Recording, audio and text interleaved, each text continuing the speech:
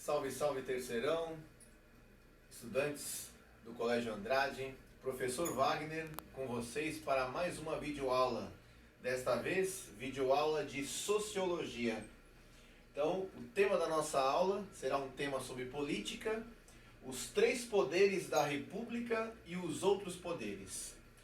Para ser mais preciso, os três poderes, poder executivo, legislativo e judiciário, e aqueles que são considerados o quarto poder, que é a imprensa, e o quinto poder, que são as mídias digitais. Então, convido vocês para fazerem junto comigo esse percurso. Sintonizem na apostila de vocês, a apostila Pitágoras, a partir do capítulo 3, página 41. Saudações sociológicas a todos. Vamos lá, terceiro ano? Antes da gente falar dos poderes de uma maneira específica, precisamos contextualizar essa aula, falando justamente dos teóricos do contratualismo do século XVIII. Por quê? Porque para falar dos três poderes, do quarto e do quinto poder, precisamos ter em mente que a nossa sociedade ela foi formada, inclusive a sociedade política, a partir de um pacto, de um contrato social. Então nós temos a figura de Thomas Hobbes e a figura de Jean-Jacques Rousseau, que está aqui na imagem. Então, Thomas Hobbes, ele vai dizer que antes do pacto, antes do contrato social, a nossa sociedade viveu o estado de natureza, que é o estado pré-social, que na visão de Thomas Hobbes era um estado bélico, de guerra de todos contra todos, onde o homem é o lobo do homem. Então não tem como existir evolução, progresso, num estado onde cada um faz o que quer, cada um faz o que bem entende. Liberdade é sinônimo de licenciosidade, ter licença para fazer tudo. Então, como gerir um território politicamente onde cada um faz o que quer, cada um faz o que bem entende? Tudo se tornará uma grande balbúrdia, uma grande desordem. Tudo se tornará caótico.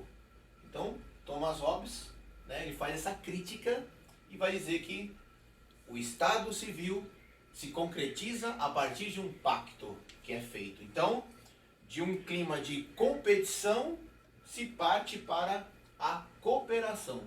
Então, de um clima, de um Estado onde as pessoas pensam de uma maneira individualista, onde as pessoas se preocupam muito pelo medo da morte violenta, se preocupam muito em se defender, em se armarem. Agora se parte para um outro patamar, que é o patamar da cooperação, a partir do pacto social. No caso de Thomas Hobbes, essa cooperação vem de um sistema político absolutista, porque ele é um defensor do absolutismo monárquico, onde o rei é que vai organizar essa sociedade, mas a partir da vontade popular, que abre mão da sua liberdade, sinônimo de fazer o que quer, de licenciosidade, para viver uma liberdade controlada pelo soberano, que é o rei. E aí também, dentro dessa perspectiva dos filósofos contratualistas, vem Jean-Jacques Rousseau, mais conhecido como Rousseau, sua principal obra, do contrato social. Então, ele tem a mesma lógica de raciocínio por fazerem parte da mesma escola filosófica, o contratualismo. Também Jean-Jacques Rousseau vai falar do estado de natureza e do estado civil, mas a visão é diferente do estado de natureza para Rousseau, que é o estado onde o homem nasce bom, mas a sociedade o corrompe. Então, Rousseau tem uma visão do homem como o bom selvagem, que ele já tem uma natureza de contribuição, de colaboração. Contudo, é necessário também estabelecer esse pacto, porque muitas vezes o ser humano não respeita esses princípios do direito natural do homem, mesmo ele tendo uma natureza onde ele nasce naturalmente com esse direito à vida, à sociedade, à propriedade, o direito à liberdade, à igualdade, mas muitas vezes isso é corrompido dentro das relações humanas. Então, a partir do contrato social de Jean-Jacques Rousseau, o ser humano abre mão, né, dessa autonomia individual, há uma abdicação, portanto, para uma estabilidade na vida em comum. Então, tanto para Thomas Hobbes quanto para Jean-Jacques Rousseau, segurança e liberdade tornam-se direitos por uma entidade que monopolizará o uso da força, que é o Estado. Então, ambos, a partir do contrato estabelecido, a partir do pacto social, tanto Thomas Hobbes quanto Locke, quanto Jean-Jacques Rousseau, e depois um outro filósofo também que vai aparecer como contratualista, que é John Locke, todos esses contratualistas, eles vão, né, ter ali um norte em comum, que é o norte da construção do Estado. Né? O Estado se estabelece a partir desse pacto, a partir desse contrato social. Mesmo cada um desses filósofos contratualistas tendo as suas peculiaridades, as suas vicissitudes. Tá bom? Então, feito essa contextualização, a gente pode avançar e falar dos poderes de uma maneira específica. Então, vamos trabalhar essa especificidade voltando-se para a nossa realidade, que essa é a proposta da apostila, né? A realidade de Brasil.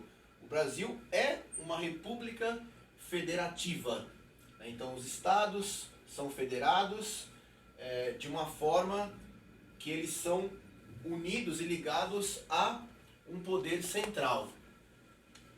Então, é uma república, né? Porque vem lá dos romanos essa herança da res publis, né, em latim, a administração da coisa pública, que vai acontecer norteada por essa lógica dos três poderes.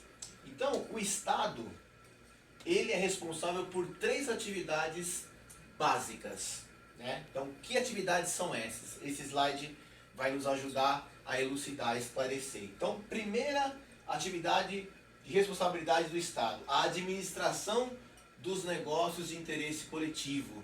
Então, o Estado sempre tem que trabalhar para favorecer a sua população como um todo, procurando respeitar esses direitos naturais do homem que foram elencados por Locke, por Rousseau, né? O direito à vida, o direito à liberdade, o direito à igualdade, o direito à propriedade. Então o Estado tem que trabalhar gerenciando esses interesses coletivos.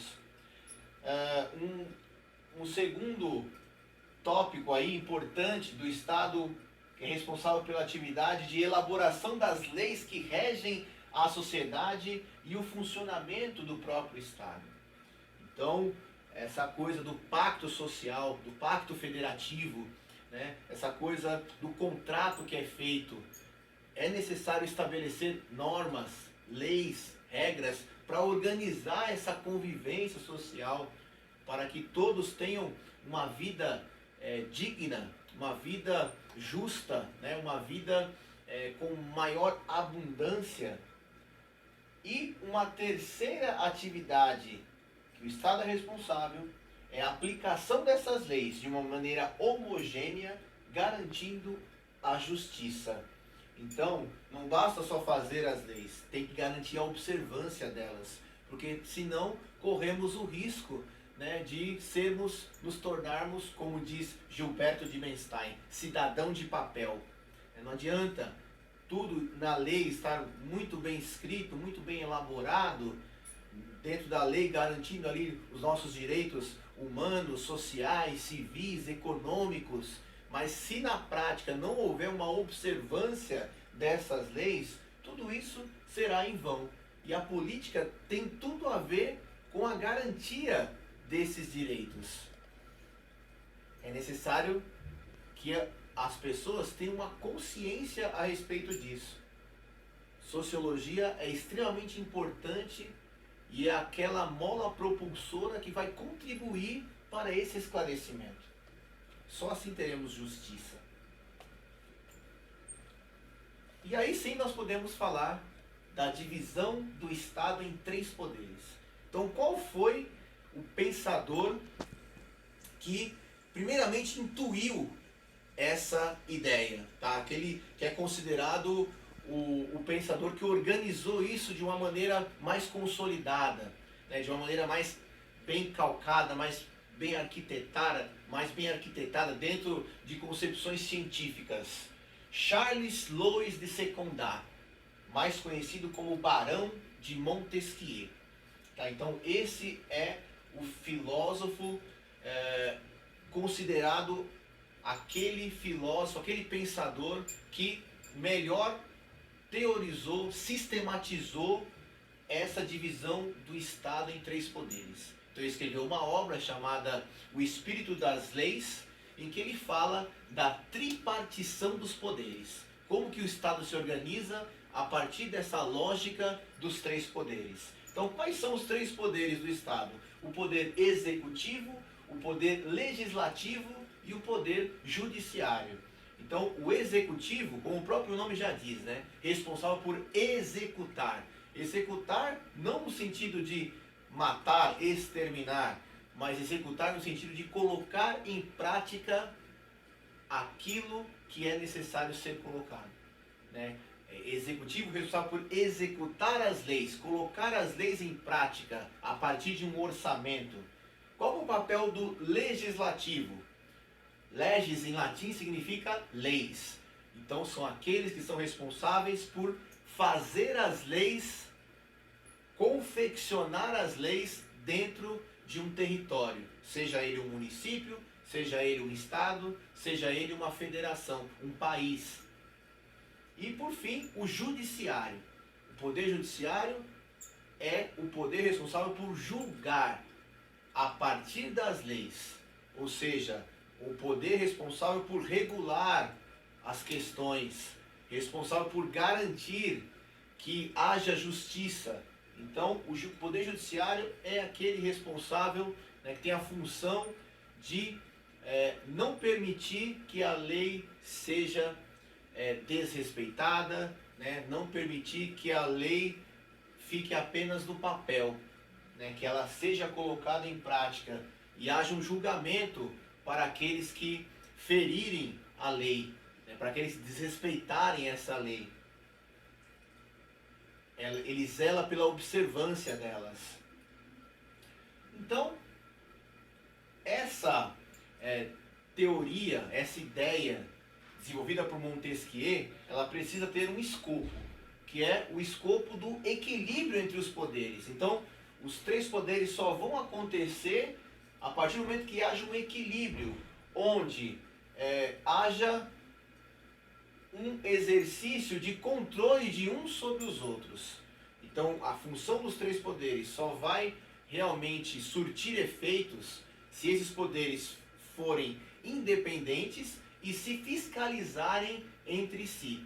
Tá? Tudo isso que foi construído por Montesquieu no século XVIII, nessa atmosfera, é porque havia uma centralização muito grande do poder, seja na figura do ditador, seja na figura do imperador, seja na figura do monarca, seja na figura dos aristocratas, do grupo pequeno de pessoas que administravam o poder. Então Montesquieu era da linha que, para garantir a maior participação das pessoas, é necessário que haja uma distribuição desses poderes. Então, essa noção de separação entre os poderes, né, ela é muito anterior a Montesquieu. Ela remete lá, inclusive, à Grécia Antiga, Aristóteles, né, que viveu o contexto da democracia ateniense. Mas ali ainda não havia uma sistemática, uma teoria bem consolidada, que só vai se concretizar em Montesquieu, na Inglaterra, né, para ser mais preciso, em 1653, com essa obra, O Espírito das Leis, que fala da tripartição dos poderes. Então, tendo feito essa contextualização, podemos avançar e conhecer de uma maneira mais específica cada um desses poderes. Bom, para falar desses poderes, precisamos falar daquilo que é considerado os pilares da democracia moderna, tá bom? Então, quando a gente fala de pilar, né, é aquilo que dá a sustentação. Se a gente pensar no Estado como uma casa, os pilares da democracia são aqueles que vão dar segurança, dar sustentação, vão servir de arquétipo, né? Vão servir de estrutura, de alicerce que vai segurar, sustentar o Estado brasileiro, que vai sustentar a nossa casa comum, que é a sociedade. Então, dentro desse pilar da democracia, desses pilares da democracia moderna, que são os três poderes, esses poderes, eles impedem que o poder se concentre e assegure as liberdades individuais. É aquilo que eu comentava agora há pouco, né? Esse pacto estabelecido, esse contrato para uma sociedade política mais justa, mais fraterna, ele vai precisar acontecer a partir do momento que se garanta as liberdades individuais para o progresso da sociedade, para a evolução, para não imperar o estado de natureza que a gente comentava de Hobbes, né? E para impedir também que o poder fique nas mãos de poucas pessoas, porque se corre um grande risco, né, de toda uma nação caminhar para o precipício, caminhar para a sua autodestruição, se você deixar a condução de toda uma sociedade nas mãos de poucas pessoas. A concentração de poder, na visão de Montesquieu, ela pode ser muito nociva, porque se houver uma corrupção, se houver um erro, toda vida de milhões de pessoas podem ser afetadas e até exterminadas. Então, os três poderes, eles devem ser independentes uns dos outros e devem fazer esse trabalho de fiscalização. Poder executivo, legislativo e judiciário. E aí, agora nós podemos falar de uma maneira mais específica de cada um deles, tá?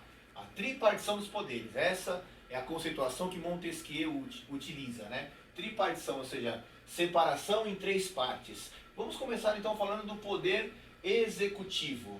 Então, qual que é a função principal do poder executivo?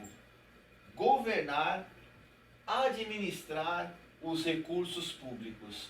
Então, nós temos três poderes, né, no caso específico do nosso país, e nós temos as três esferas do poder. Então, em cada esfera, você tem essa conjuntura de poderes que trabalham juntas. Então, vamos lá. Quais são as esferas do poder? Esfera executiva, esfera municipal, esfera estadual e esfera federal. Então, essas são as três esferas do poder. Então, aí é importante a gente pontuar, né? Quem é o executivo em cada uma dessas esferas? Então, na esfera municipal, por exemplo, né? Já falando que a nossa, para ser específico, estamos no Colégio Andrade, né, que é do município, está no município de Ferraz de Vasconcelos. Então, o executivo dentro do município, Ferraz de Vasconcelos, é o prefeito da cidade. Ele é o executivo. Ele é o responsável por governar, por administrar esse território, por executar as leis a partir de um orçamento, colocar em prática dentro do estado. Nós estamos no município de Ferraz de Vasconcelos, está dentro de um estado, que é o estado de São Paulo. O executivo dentro de um estado é o governador, né? O governador do estado. Ele é o responsável por governar o estado, administrar os recursos públicos, executar as leis a partir de um orçamento. E o executivo, numa esfera maior, mais ampla e totalizante, é a esfera federal, tá bom? E aí o presidente faz esse papel, o papel do executivo. Esse executivo que nós citamos aqui, em cada uma dessas esferas, esses executivos, eles não administram sozinhos. Eles compartilham desse poder. De que forma? Eles não governam sozinhos, porque eles nomeiam secretários, né, no caso do executivo do município, o prefeito, ele tem as suas secretarias, da educação, do transporte, da segurança pública, né, da saúde. Ele tem lá os seus secretários. Isso no âmbito municipal e no âmbito estadual. O governador também tem as suas secretarias, os seus secretários. Ele compartilha o poder, portanto, de governar e administrar os recursos públicos, tá? E numa esfera federal, o presidente, que é o executivo maior, ele também tem lá os seus ministros, né? O ministro da Saúde, o ministro da Educação, o ministro das Relações Exteriores, todos lá com as suas peculiaridades. E sempre esses executivos sempre vão justificar que os seus secretários, os seus ministros, né, eles são escolhidos a partir de critérios técnicos. E a gente sabe que realmente o ideal seria que fosse isso. Mas na prática, muitas vezes, infelizmente, são mais critérios pessoais, critérios ideológicos e critérios individuais de questões particulares do que exatamente critérios técnicos. Então, uns bem competentes e outros também, infelizmente, muito ruins. Tanto numa esfera municipal, estadual e numa esfera federal. Dentro do executivo, numa esfera federal, nós temos que fazer uma ponderação. Por quê? Por exemplo, nosso país, né, é uma república democrática presidencialista. Então, no nosso país em específico, o presidente é o executivo que exerce dois papéis: o papel de chefe de Estado e o papel de chefe de governo. Então, o nosso país tem uma particularidade, né? Por ser uma república democrática presidencialista, o presidente ele acumula funções, a função de chefe de Estado e de chefe de governo. Já em outros países que são democráticos, mas não são presidencialistas, são repúblicas parlamentaristas ou repúblicas monárquicas parlamentaristas, você tem a figura do chefe de Estado e do chefe de governo separadas umas das outras. Então nós temos como exemplo, né, em monarquias, você tem a figura do monarca que exerce o papel de chefe de Estado.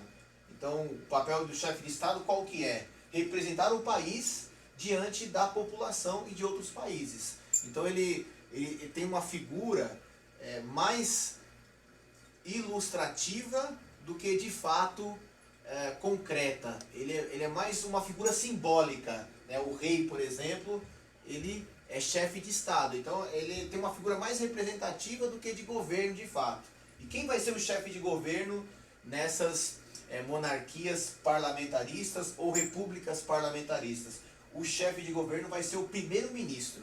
Tá? O primeiro-ministro é aquele que é responsável por administrar de fato, né? Então é importante pontuar, tá bom? No nosso país, uma república democrática presidencialista, o presidente acumula as duas funções. Ele é chefe de Estado e chefe de governo. Então ele tanto administra o país, como também representa o país dentro do próprio território e para outras nações. Já em outros países, onde se mantém as raízes monárquicas, mas já são democracias, já são repúblicas, você tem a figura do primeiro-ministro. O primeiro-ministro, ele é ali o chefe do parlamento, né? Então ele é chefe de governo, portanto. E o chefe de Estado pode ser um monarca, ou pode ser também um outro presidente, tá? Pode ser um presidente também. Ele é mais uma figura ilustrativa, de representação do país diante do seu próprio povo e para as outras nações. Falamos e ponderamos sobre o poder executivo, agora vamos falar e ponderar sobre o poder legislativo. Como disse anteriormente, legis nos remete à ideia, à palavra lei. Então é aquele poder responsável por fazer, confeccionar, produzir as leis. Então, o poder legislativo está dentro das esferas que eu falei anteriormente. Esfera municipal, esfera estadual, esfera federal. Então, dentro do município, quem é o poder legislativo? O corpo de vereadores, a Câmara dos Vereadores. Esses são os legislativos, né? Esse é o poder legislativo, responsável por fazer as leis dentro de um município. E dentro da esfera estadual, quem é o legislativo? O legislativo são os deputados estaduais, que vão formar as assembleias estaduais. E no âmbito federal, quem é o poder legislativo? E aí nós temos, né, a bicameralidade, que chama. São duas câmaras. Tem a Câmara dos Deputados Federais e a Câmara dos Senadores. Tá? Então esses são aqueles que vão representar os estados, né, no âmbito federal. Então o Congresso Nacional, no âmbito federal, é o poder legislativo. A soma dos deputados federais e dos senadores. Dentro do estado, a Assembleia Legislativa, que é formada pelos deputados estaduais. No município, a Câmara dos Vereadores. Para vocês verem, né, a importância do voto. Todos esses daí são aqueles que representam a população. E a gente percebe, né, que muitas vezes há uma carência de representatividade de fato, né? Porque o nosso povo deveria estar sendo representado nessas câmaras. A população como um todo, principalmente a população mais carente, né? Principalmente os trabalhadores em geral. Mas a gente percebe que, na verdade, muitas vezes quem ocupa esses cargos, que vão, né, dar as diretrizes, os rumos para onde vai caminhar o país, são representantes apenas dos grandes empresários, né, representantes dos banqueiros, representantes de religiões, representantes de militares, e a gente percebe que a população de fato fica pouco representada. Então aí é um problema realmente de falta de esclarecimento, de consciência política, há muito analfabetismo político na nossa população, né, que acaba perdendo essa perspectiva da importância. Falta aula de sociologia para a nossa população, para ter mais consciência na hora do voto, não brincar com o voto, né? Não ficar, como muitos fazem, infelizmente, né, vendendo o seu voto. Isso é extremamente grave, brincando com o voto, tentando eleger qualquer um, falando que é voto de protesto. A democracia no nosso país, ela foi conquistada derramando o suor e o sangue de muita gente. Então não podemos desperdiçar isso de uma maneira banal, como acontece. Então o papel do legislativo é propor leis, apreciar matérias dos outros poderes, votar o orçamento, fiscalizar o executivo. Então você percebe, né, para funcionar bem os três poderes, é necessário uma fiscalização mútua. Então, quando é votada uma lei pelo legislativo, por exemplo, você precisa também do executivo que confirme essas leis. Então há uma reciprocidade a ponto de apreciar as matérias uns dos outros, né? O papel do judiciário também é fiscalizar, mesmo ele sendo independente, ele fiscaliza o legislativo, ele fiscaliza o executivo para perceber as contradições e julgar as questões e de repente punir quem precisar punir. Isso faz parte, né? Faz parte do jogo ali dos poderes. É necessário que aconteça isso, né? É salutar a fiscalização mútua. E também o poder legislativo, ele julga membros do executivo e do próprio legislativo, caso estejam ferindo a ética, né? Caso estejam faltando com decoro, caso estejam envolvidos em escândalos de corrupção. Cabe muitas vezes a esses conselhos apreciarem o que está acontecendo e, se precisar, expulsar alguém que não está agindo de acordo com a ética, né, com a moral, com o princípio de lisura, de transparência. Cabe ao legislativo também fazer esse papel dentro do próprio grupo. E realmente, pelo menos em tese, a ideia é muito boa. Que pena que, infelizmente, muitas vezes isso não é observado, né? E aí acaba havendo uma conivência com o crime, uma conivência com a falta de ética, a falta de moralidade, né? Em nome de uma política muitas vezes suja, corrupta, se acaba sendo conivente com essas medidas e com essas posturas antidemocráticas, antiéticas, imorais e também corruptas. E por fim, falemos do poder judiciário, né? Então, no mesmo esqueminha que nós estamos pensando, né? Esfera municipal, esfera estadual, esfera federal. O judiciário tem uma exceção. Você não tem o poder judiciário numa esfera municipal. Por mais que os fóruns estejam presentes na nossa cidade, né?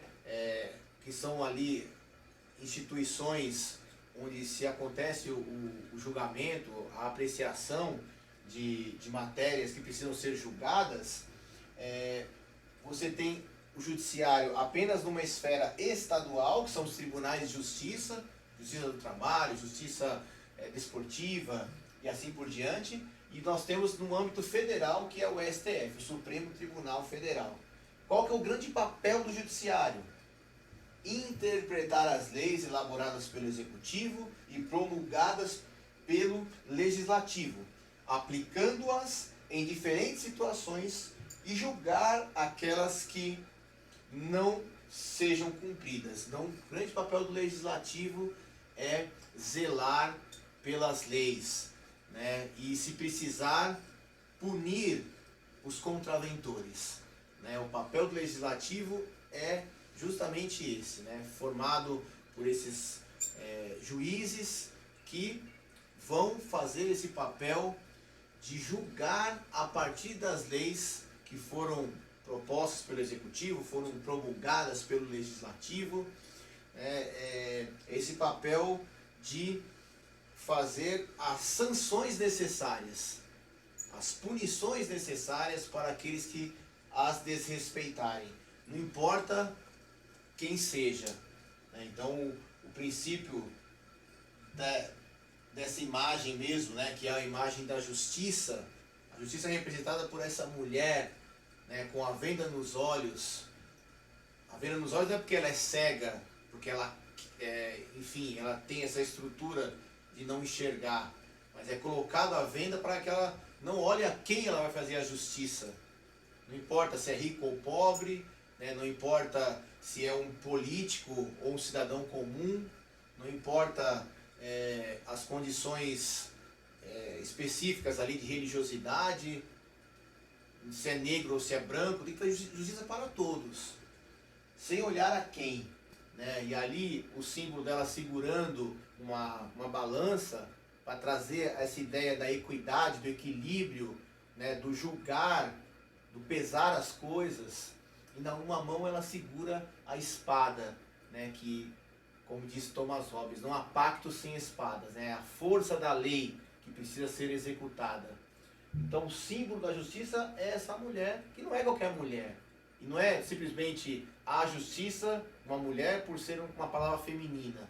Mas ela é uma deusa, a deusa Atena, né? A deusa Atena não é só a deusa da sabedoria ou a deusa da estratégia da guerra, mas ela é a deusa da justiça também.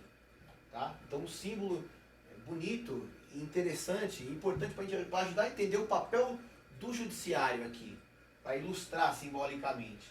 Então, a função do judiciário, a função mais importante é garantir e defender os interesses individuais das pessoas. O princípio de inocência, por exemplo, a pessoa só vai ser culpada de algo se houver provas. O princípio de isonomia, de isenção, o princípio de que a pessoa ela é inocente até que se prove o contrário. Então, garantir garantir e defender esses interesses individuais. Todo cidadão tem o direito de acionar o judiciário. Todo cidadão, né, comum, ele tem esse direito de acionar o judiciário para aqueles que não cumprem as leis. Acionar o Ministério Público, a Defensoria Pública, não precisa ser uma autoridade política para fazer isso. Qualquer cidadão comum que tem um mínimo de consciência, de esclarecimento, e não pode ficar sem uma defesa, por exemplo, mesmo que ele não possa pagar um advogado, ele tem o direito da Defensoria Pública para o defender nas suas causas, ele tem o direito de acionar o Ministério Público se ele percebe que tem alguma prova de que, de repente, parlamentares ou qualquer outro cidadão esteja agindo de acordo, né, não de acordo, no caso, né, desrespeitando as leis, ele pode acionar o Ministério Público. Então, importante essa aula para esse esclarecimento, né, para essa conscientização de nós, enquanto cidadãos, que fazemos parte desses poderes de uma forma direta ou indireta, e a importância da consciência do voto naqueles que nos representam nesses poderes. E aí, por fim, nós finalizamos a nossa aula falando dos outros poderes. Falamos dos 3 poderes, né? Poder executivo, poder legislativo, poder judiciário, nas suas esferas, municipal, estadual e federal. Concluímos a nossa aula falando dos outros poderes, né? A imprensa, por exemplo, é considerada o 4º poder, né? Que tem um papel muito importante dentro de uma democracia. Em regimes autoritários, a imprensa ela é censurada, porque qualquer tipo de opinião contrária ao governo instituído, autoritário, vai ser visto como uma afronta, vai ser visto como algo que não quer o bem da população e precisa ser tolhido. Em repúblicas democráticas, o papel da imprensa é fundamental, muito importante. Ela tem um poder de denúncia. É salutar que haja oposição dentro de um regime democrático. Pena que, de uns tempos para cá, cada vez mais a imprensa perde o seu poder. Ela fica descreditada e fazem questão de alimentar esse descrédito. É claro que, por um lado, realmente, né, os grandes meios de comunicação, né, as grandes imprensas, elas têm um dono, né? Ela é propriedade de alguém. E muitas vezes esse dono, ele tem um envolvimento direto com o poder constituído. E isso acaba corrompendo o papel da imprensa, que deveria ser esse papel onde ela deveria buscar, sim, pelo bem das pessoas, uma certa neutralidade, uma certa imparcialidade, que nós sabemos que é uma mitologia, né? Não tem ninguém imparcial 100%, neutro 100%. Mas o que não pode haver é um outro extremo, né? Uma imprensa comprada pelo poder constituído para se manter lá. Então existem os 2 lados da coisa. A gente sabe que é fundamental dentro de uma democracia essa oposição, esse papel da imprensa que denuncia, mas nós sabemos também que ela pode tanto contribuir para isso, como pode também depreciar, contribuir para uma depreciação tanto de um lado quanto de outro. Então ela se tornou uma mercadoria dentro das democracias, né, ao longo do tempo. E por fim, um 5º poder que surge, né, é o poder das novas tecnologias. As pessoas, elas hoje com acesso, né, principalmente às novas tecnologias, né, o acesso ao computador, elas podem ter esse protagonismo, né, a ponto de ser um fiscalizador, né, a ponto de se tornar uma pessoa que pode fazer a diferença, mesmo na sua individualidade. Se pode se utilizar, né, das redes sociais, por exemplo, para organizar protestos, né, para organizar até mesmo revoluções. Tá? Então, se a gente pega, né, o exemplo da Primavera Árabe, né, muitos movimentos democráticos surgiram a partir dessa união das pessoas, a partir das novas tecnologias. Então, é o que é considerado o 5º poder. Pena que também, de uns tempos para cá, há também, infelizmente, uma degradação desse 5º poder, né, que é utilizado de uma maneira nefasta por alguns grupos, com o objetivo de manipular também a população a partir das novas tecnologias. né, utilizar-se de notícias falsas, as fake news. Então precisamos estar vacinados com relação a isso. Tanto com relação à manipulação da imprensa constituída, porque você tem a imprensa séria também, né? Cabe a ressalva. Você tem a imprensa que está comprometida com esse ideal de uma sociedade melhor. Você tem uma imprensa séria de pessoas que fizeram jornalismo, que estudaram, né? Que estão pautadas em princípios científicos. E também no quinto poder, cabe a nós fazer uma ressalva. É claro que você tem realmente grupos que se organizam de uma maneira até mesmo isenta de ideologias, e as pessoas querem realmente a renovação, mas você tem também, infelizmente, né, esse quinto poder que cada vez mais é utilizado com o objetivo, né, de manipulação de pessoas, de mentes, de fazerem elas pensarem de uma forma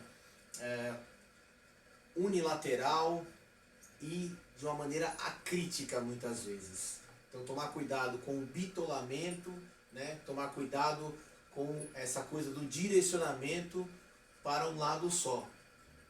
Acho que o papel desse símbolo da filosofia, que é mãe da sociologia também, da coruja, né? A coruja, ela tem uma mobilidade do pescoço muito especial, que a permite enxergar num ângulo de 360 graus. Então a gente pode ouvir todos os lados, ouvir os três poderes, ouvir a imprensa e ouvir também o que vem das redes sociais. Mas cabe a nós termos essa inteligência de buscar enxergar de uma maneira mais ampla, mais abrangente. Bom, terceiro ano, concluímos essa nossa aula orientando para vocês as lições de casa, tá bom? Então, aplicando o conhecimento, vocês têm lá as páginas 43, 44, 45, 46 e 47. O item síntese, páginas 48, 49 e 50. Questões do Enem e vestibular, páginas 50, 51, 52, 53 e 54. Então, esses são os exercícios da apostila, que eu acredito que com essa videoaula vocês vai ajudar bastante, orientar vocês na execução desses exercícios. E sugiro também essas duas letras de música, Podres Poderes, de Caetano Veloso, e Até Quando, do artista, do cantor Gabriel Pensador. São letras que vale a pena apreciar, porque vão inclusive contribuir com vocês na execução desses exercícios, tá? Na prática desses exercícios. E um filme chamado Quinto Poder, tá? Fica como sugestão para vocês assistirem. Aproveitem, né, esse momento aí da quarentena, um tempo a mais em casa. Vejam filmes com a temática filosófica, sociológica, como é o caso desse, que mostra a influência das mídias digitais na condução dos governos. Tá bom? Terceirão, obrigado pela atenção de vocês. Forte abraço, um beijão do professor Wagner, com votos de que nos encontremos muito em breve, pessoalmente. Tchau, valeu!